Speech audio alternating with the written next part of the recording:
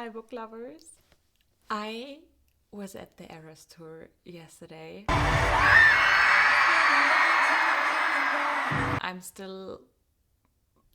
don't know, I feel like I'm still in that dream and haven't really woken up yet. I also have my Eras Tour hoodie on. I thought it would be fun to show you a little bit about my experience at the Eras Tour and just share my love for it. And also, I found a few very great book recommendations for her second album of the Tortured Poets department, the Anthology. And a few weeks ago I did the first part. I also feel like after the concert you kind of have like this Taylor Swift hangover and I don't want it to be all over. So let's just chat about her songs a bit more here. But before we go into the book recommendations, I want to tell you about last night. I literally can't stop smiling. Oh my god. It was one of the best nights. If you want to jump ahead for the book recommendations, you can do that. I always have timestamps down below. For anyone who's interested how my night at the Eras Tour was, I filmed a few clips.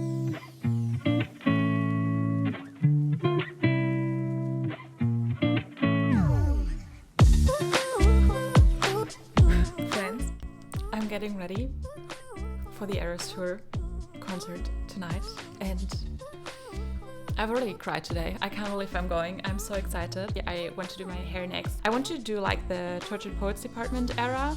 And right now I have a top on that I thought would maybe work for Lovers era, but I don't know. I'm not super in love with it. And I think I'll do one of the other ones.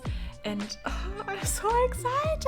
And I'll bring you guys along, have a few clips, and then also do the Tortured Poets department, the Anthology book recommendations. Oh my god, my brain, sorry. I'm just like pure energy. So let's get ready.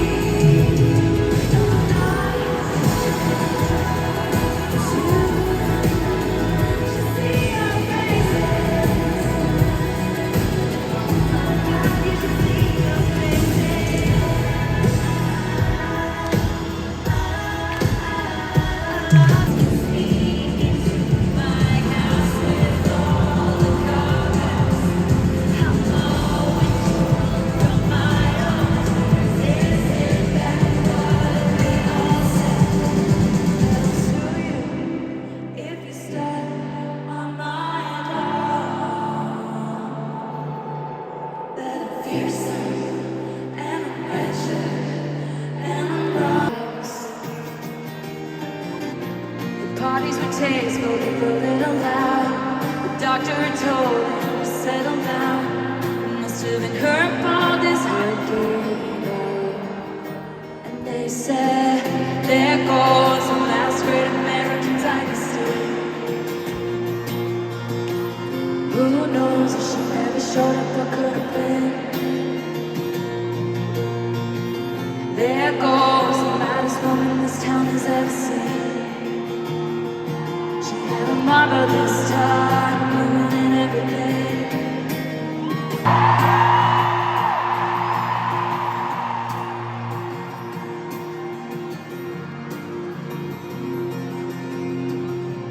Give me the keys, I'll bring the car back. We shouldn't be in this town. And the so-called friends, they don't know. Drive away before I let you go. Give me a reason. It was so incredible. I don't know how I haven't lost my voice yet. Honestly, I didn't even know that that type of fangirl was in me because I'm really typically not like that, but I'll do it for Taylor. Obviously, like one of the best things was being there, experiencing it. Also seeing her, seeing that she's just a person. She looked amazing. She did an incredible show. But another thing that was truly amazing and that I didn't really expect, not because it's so unlikely, I just didn't really think about it, is that the fans were just so incredible. It was truly like meeting lots of friends there. I loved the whole friendship bracelet thing. We were swapping bracelets and some of the girls made like lots of them to give them to others, and it was so lovely. And also the outfits, wow. Just to really everyone who put so much effort into their outfits, I loved seeing them. It was so much fun seeing like, ooh, what eras did the other ones choose, and I loved all the sparkle and glitter. I'm also gonna say I kind of regret that I didn't choose a glittery outfit. Seeing everyone in glitter there was like, damn it. But it was so difficult to narrow it down to one outfit. I was so inspired by all the other outfits, and I also just thought it's amazing to be a girl. Then what was also special that yesterday when the show was, it was actually the 4th birthday of her album Folklore, which was just so nice to celebrate with her as well. And when she did our surprise songs, the first one was The Last Great American Dynasty together with Run, which was so good. I absolutely love Folklore, so I was not mad at that. And the surprise song number 2 was Nothing New with Dear Reader, and it was also so incredible. I mean, honestly, I would have been happy with any surprise song. Obviously, I'm sure every person at the concert would have chosen different ones, but I'm still so happy about the ones we got, especially The Last Great American Dynasty, which was the first time that she played it at the Eras Tour. I hope you enjoyed the little clips. I actually went with my dad. He got me the tickets for Christmas, and it was so incredible to share this with him. He loved the show so much as well, and it was so cute. Also, there were so many other Swift dads, and it was just so much fun, and I'm so thankful and grateful for him that he went with me. And I also made some friendship bracelets for him. I'll die a happy woman now, and as I said, I can't stop smiling, guys. It's just, this brought me so much joy. She had a lot of songs that, you know, are like her most popular ones that I think they're great as well, but for example, Bad Blood or Shake It Off, like the 1989 songs, I don't really listen to them often. I love other ones from that album so much more, but listening to them live, they were such a banger. It was such a party when she sang them, and I'm not mad about her song choices at all. Like, I'm just happy that we got to listen to so many songs from all her albums, besides her debut album. But enough about the Eras Tour. Let's talk about the second topic, books, and mash it up with Taylor Swift to get some book recommendations for her second album of the Tortured Poets department. And I'm so happy to give you those, because I feel like especially like 2 or 3 are like a perfect match. I think in general it was a bit more difficult to find book recommendations for that part of the album, because there are more songs about, you know, rocky relationships or the ending of a relationship, or where the love interest is just not as great. And the books that I read that are mainly romances and end up in happy endings,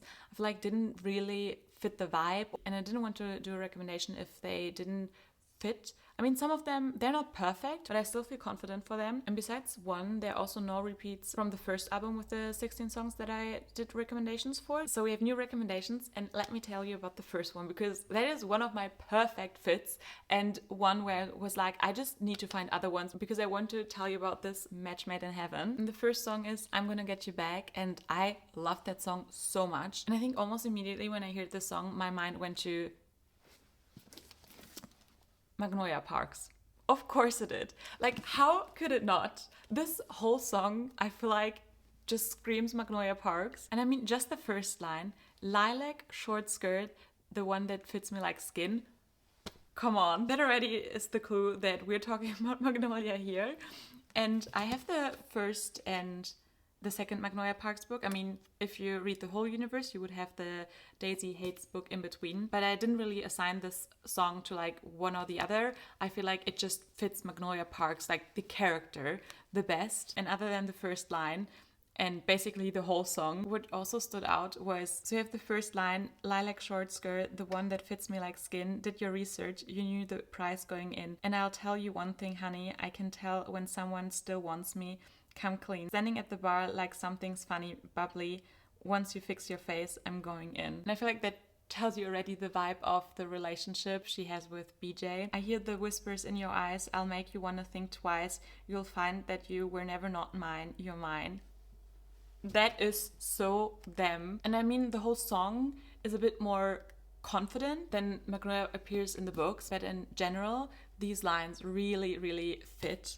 Especially the part, I hear the whisper in your eyes, because they always communicate through their eyes as if it's their own language, and they have that with no one else. And I feel like no matter what happens here, it always feels like that BJ, in some sense, is always hers, and even he feels that way, even when they're not together. It goes on because so much of the song fits. Push the reset button, we're becoming something new. Say you got somebody, I'll say I got someone too.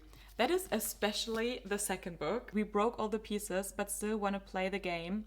Yes, they break each other over and over again, but they also can't let each other go. Told my friends I hate you, but I love you just the same. Magnolia, pick your poison, babe, I'm poison either way. I feel like that fits as well, because their relationship is not really something I would consider healthy. And because of their feelings for each other, they also hurt each other a lot and basically in some way are a poison for each other. And then the very last lines I want to mention as well is of course the chorus. Whether I'm gonna be your wife or gonna smash up your bike, I haven't decided yet, but I'm gonna get you back. Either way, like, you're not free of me. And I feel like that really describes their dynamic, their relationship, that even when they try to move on, they don't really want to move on. They still do it to hurt each other. And I told you a lot about the similarities from the song to the books now, but if you haven't read this universe yet, first of all, this is one of my absolute favorite, and this is not really plot heavy, it's very much character based. And the quickest and easiest way to describe these books is Gossip Girl, but in London. And imagine Chuck and Blair. It's not really healthy what they had as a relationship, but I was obsessed with it. And it's the same with these characters. I will say though, these books are not for everyone. You have to be okay with cheating, with a more toxic relationship. Like, this is not your straightforward romance at all. But I love this book series. And whenever I listen to I'm Gonna Get You Back, I have to think about Magnolia Parks, who is, by the way, my favorite character in here. The next song I have a recommendation for you guys is The Albatross, and I actually don't have a romance for you guys for this one. I chose Where the Crawdads Sing by Delilah Owens, and The Albatross is about this villain, this woman who everyone warns the man away, that she's danger and should be avoided basically, but that is just a tale they all believe in, that is not real. And in this book you kind of jump between timelines, but in the present timeline there was a body found and the police investigates because they believe that it was a murder, and the first suspect is Kaya. And Kaya is this girl in town that doesn't really live in town, she lives in the nature.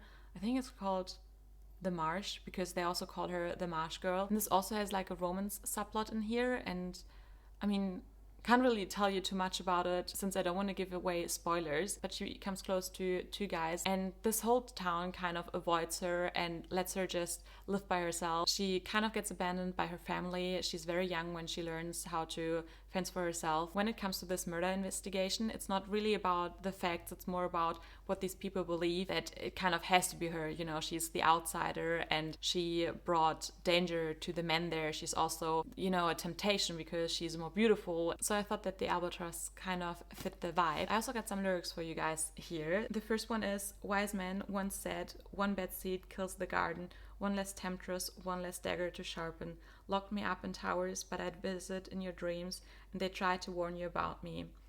Which fits one of the relationships here. And then I also think that the chorus is kind of fitting. She's the Albatross, she's here to destroy you, devils that you know, raise worse, hell than a stranger, she's the death you chose, you're in terrible danger. And I think if you read the book, you'll get it even more, but yeah, this is my recommendation for the Albatross. Next up, we have Chloe or Sam or Sophia or Marcus. And this is one where I said I don't think it is the perfect fit, because these songs are not about a happy ending, but romance are about happy endings. But still, one that I kept on thinking about is actually Addicted to You by Rebecca and Krista Ritchie. This is the first book in the series, and I think that the lyrics of the song especially fit the first book, not so much the whole series. It's about Lily and Lo, who've been childhood best friends, but they both struggle with addiction. She has a sex addiction and he's an alcoholic, and because they don't want their families to find out that they have addictions, they fake date. But they fake date in a completely different way than any of the other fake dating tropes that I saw, because they actually live together and they've been fake dating for years now to cover up their tracks. But of course, fake dating for so long and being best friends with that person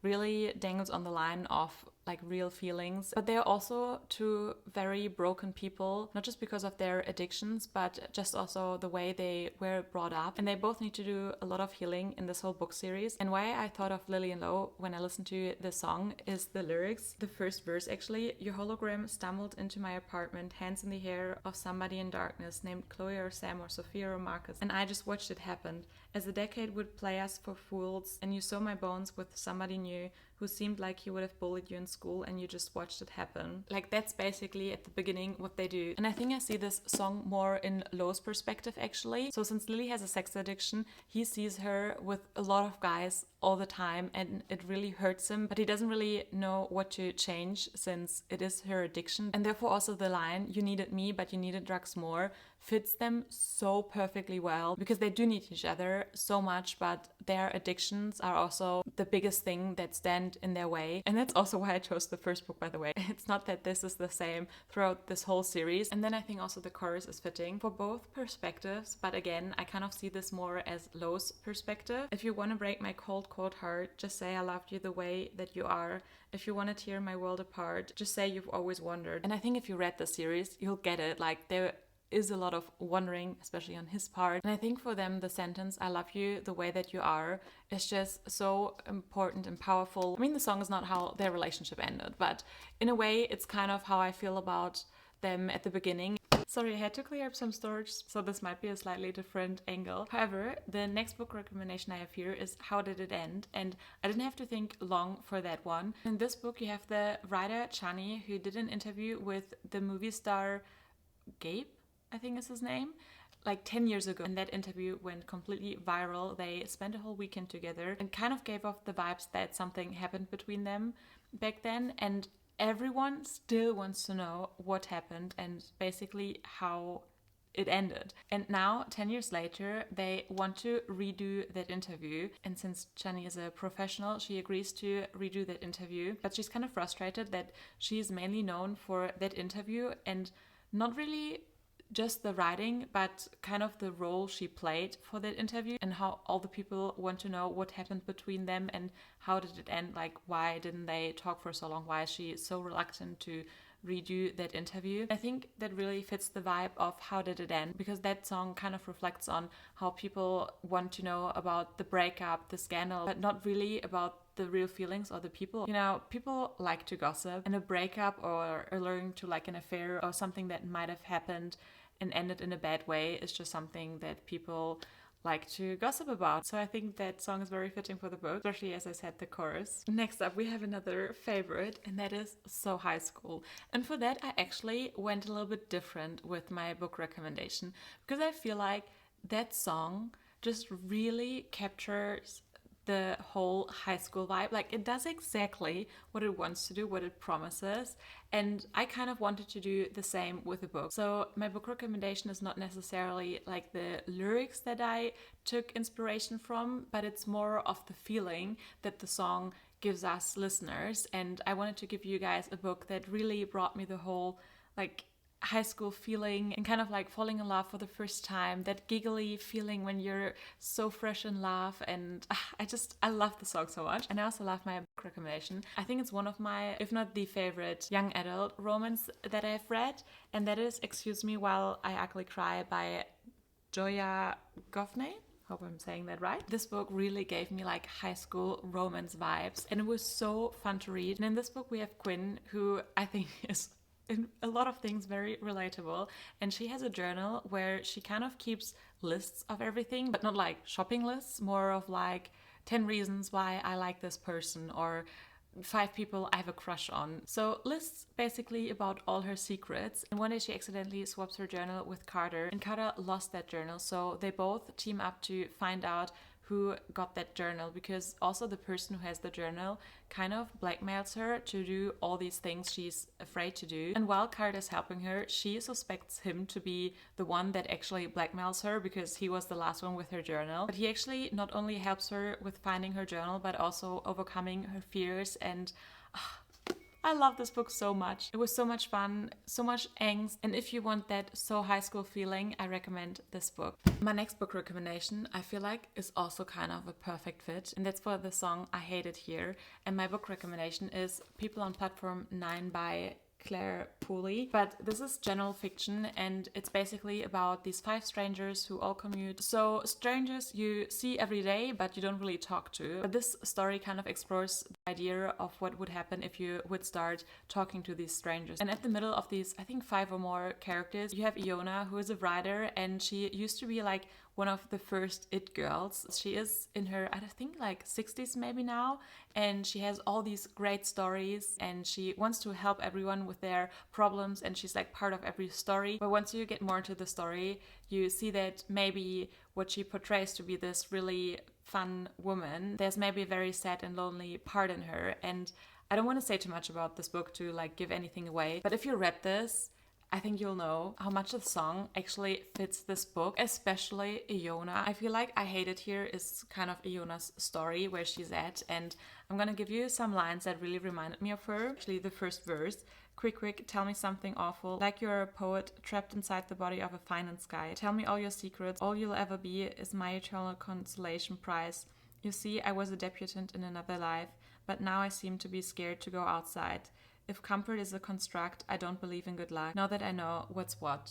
And if you read this book, you'll know. And I kind of like want to read this book again and listen to the song, because I think it's a perfect match. And I can say the same about the bridge of the song. I'm lonely, but I'm good. I'm bitter, but I swear I'm fine. I'll save all my romanticism for my inner life, and I'll get lost on purpose. This place made me feel worthless. Iona. For the song Peter, I do have a book recommendation, and that is The Simple Wild by K.A. Tucker. And The Simple Wild is a romance, but to me, this is so much more than just a romance. And I also chose Peter for this book, actually not for the 2 main characters or like the main love story. But in this book we have Kala, who grew up in Toronto with her mom, and after a few years also her stepdad. But actually she came to Toronto when she was 2, and before that she lived in Alaska, where her dad is from. And she has a very detached relationship with her dad, and I think they haven't spoken in many years when she gets a call that he wants her to come and visit him in Alaska. And she actually goes to him in Alaska. While she's there, she meets this grumpy guy who is a bush pilot, and it is their story. But as I said, this is so much more than a romance. You have her complicated relationship with her dad, and then also kind of what happened to her parents. And the song Peter kind of reminded me of the relationship of her parents. They were super young and in love, and they had this baby, and they wanted to make it work, but her mom wasn't really happy in Alaska, so she wanted to move away, and she asked him to come with her, and he said he would come, but he didn't, and she was waiting for him, and after a while they were just like, it's not gonna work. I'm just gonna give you some lines, and it just really reminds me of that story. And I'm not gonna lie, I actually would think that the story of her parents would make a very good book as well. Maybe not romance, but in general, just a good book.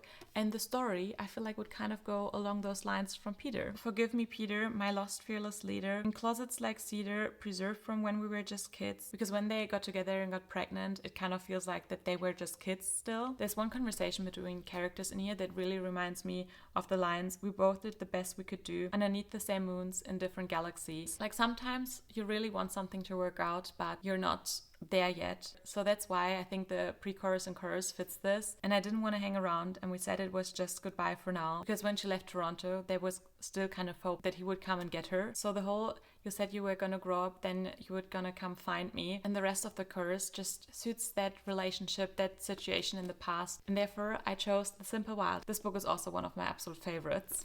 For the song The Bolter, I have a recommendation that I don't think is like a perfect match, but I still had to think about the book when I read those lines.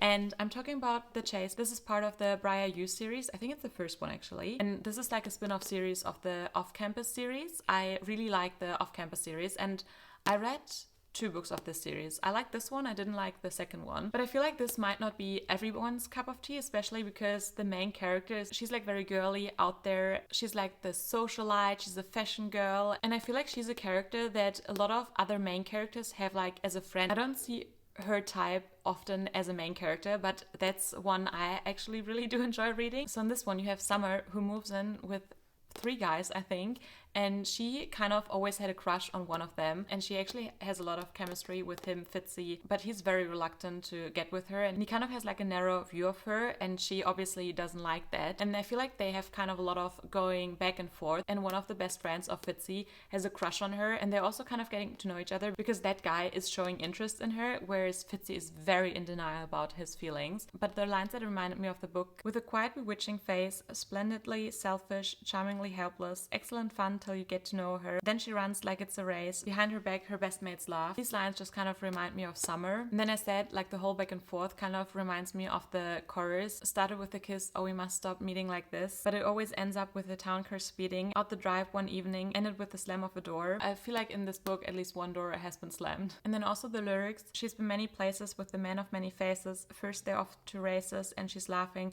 drawing aces, but none of it is changing that the chariot is waiting. Just also reminded me of our main character in here. So if you want the Bolter vibes in a book, I recommend The Chase.